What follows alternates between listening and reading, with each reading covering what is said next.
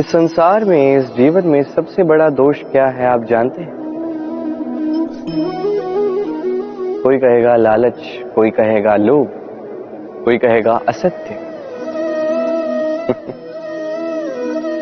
देखिए, दुख का मूल होता है परिश्रम ना करना। कुछ लोग जीवन में ऐसा सोचते हैं कि मुझे कोई परिश्रम नहीं करना, फिर भी सब कुछ मैं प्राप्त करना चाहता। अब इसी सोच के कारण द्यूत जैसे खेल जो है हमारे जीवन में प्रवेश कर जाते हैं। द्यूत, ये द्यूत क्या है? द्यूत अर्थात बिना किसी परिश्रम के, किसी और ने जो परिश्रम से धन अर्जित किया है, सुख सुविधाएं अर्जित की हैं, उसे अपने लिए बस एक खेल के माध्यम से प्राप्त करने की चाह। और ये चाह अत्यंत विनाशकारी होती है। इस चाह ने यदि आपके विवेक को, आपके मन को, आपकी चेतना को, आपकी सोच को लुभा लिया, तत्पश्चात आप प्रयास करना आरंभ करोगे और वहीं से आपका पतन आरंभ होगा।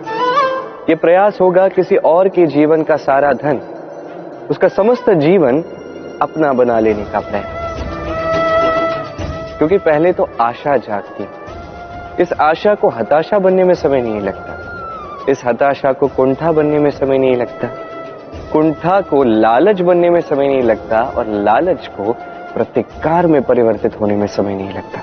और जब ये सब होता है, आप दुष्ट हो जाते हैं। और सभी जानते हैं, हर एक दुष्ट का पतन अवश्यंभावी। तो स्वयं को द्यूत से दूर रखिएगा और परिश्रम को अपने पास लाइएगा। जीवन में आपके जो भी स्वप्न हैं, जो भी आप करना चाहते हैं, परिश्रम से अर्जित कर सकते हैं। तो वही कीजिए और मेरे साथ प्रेम से कहिए, राधे राधे। महादेव, वो देव जो महान है, जो देवों के भी देव कहलाते हैं, जो मेरे आराध्य हैं। कभी आपने ये प्रश्न पूछा कि शिव ही महादेव क्यों कहलाते हैं? कोई और देवता क्यों नहीं कहलाया जाता? वो इसलिए क्योंकि महादेव में, शिव में एक ऐसा विशेष गुण है जो अन्य किसी में नहीं। निस्वार्थ होकर लोक की सेवा करना।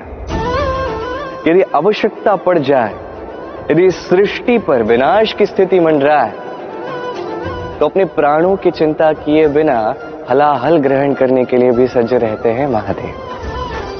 और इसी अद्वितीय त्याग के कारण शिव ही महादेव कहलाते हैं।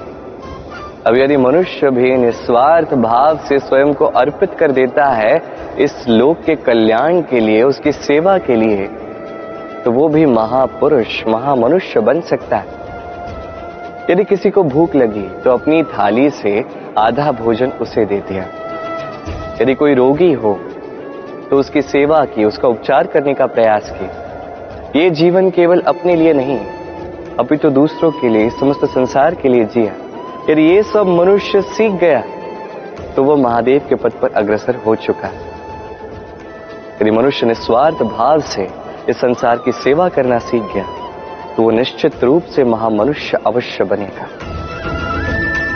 आइए और मेरे साथ प्रेम से कहिएगा, राधे राधे।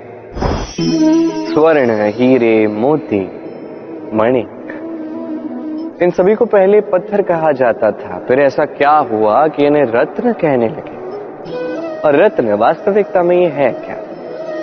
ये वो पत्थर है जिन्हें अग्नि की ताप में जलाया गया, परखा गया, तराशा गया, इन्हें काटने का प्रयास किया, किंतु ये कभी नष्ट नहीं हुए। अपितु ये और निखर कर आए और चमकने लगे, इस संसार में और प्रकाश फैलाने लगे। इसीलिए ये इतने अमूल्य हैं, इसलिए इतने बहुमूल्य हैं, इसलिए रत्न हैं। अब हम मनुष्य, हमारे पास भी ये चयन है कि हम पत्थर बन के रह सकते हैं या रत्न बन सकते हैं। कैसे? हमारे जीवन में भी अनेक समस्याएं हैं, कठिनाइयां हैं, संकट है। हम इन कठिनाइयों के ताप में जलते हैं। ये समय हमें काटने का प्रयास करता है। कई सारे लोग, कई सारी परिस्थितियां हमें तोड़ने का प्रयास करती हैं, पर हमें नष्ट नहीं होना है। जैसे ये रत्न समस्याओं का सामना करके पत्थर से रत्न बना है, वैसे ही हमें भी हमारी समस्याओं का सामना करके रत्न बनना है, इस संसार में प्रकाश का स्रोत बनना है। तो यही कीजिए और मेरे साथ प्रेम से कहिएगा, राधे राधे। संसार में सबसे बड़ी शक्ति क्या है? कोई कहेगा बल की शक्ति, कोई कहेगा अस्त्र की शक्ति, कोई कहेगा ज्ञान की शक्ति। ठीक है, यदि मैं बताऊं तो संसार में सबसे बड़ी शक्ति है शक्ति सूचना की। जी हां, सूचना। ये सूचना अपने आप में एक प्रबल शक्ति है, अत्यंत शक्तिशाली अस्त्र है ये सूचना। और सत्य कहूं तो अनुचित सूचना से कहीं अधिक घातक अधूरी सूचना होती है। जैसे आज सांब ने रुक्मी के साथ किया, अधूरी ही सूचना बताई और विनाश हो गया।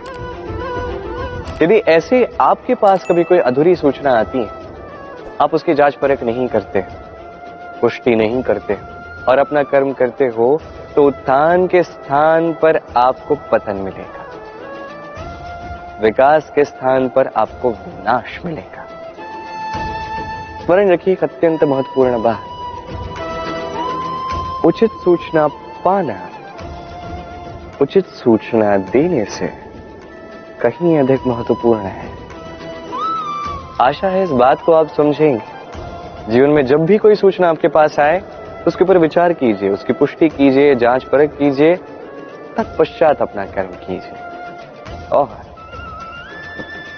मेरे साथ प्रेम से कहिए, राधे राधे। धर्म और प्रेम दोनों एक ही मुद्रा के दो पहलू हैं।